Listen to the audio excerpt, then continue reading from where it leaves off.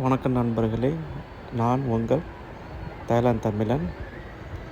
சேந்தமங்கலத்தை சேர்ந்த ஜமாத்தில் உள்ள நண்பர்கள் பக்கத்தில் இருக்கும் திருடைகளி என்ற கிராமத்தில் இருக்கும் முருகன் கோயிலுக்கு பாத யாத்திரையாக வரும் பக்தர்களுக்கு தண்ணீர் பாட்டில்களை கொடுத்து அவர்களுடைய தாகத்தை தீர்க்கிறார்கள்.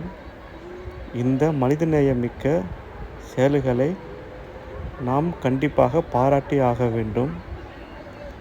எல்லா புகழும் இறைவனுக்கே.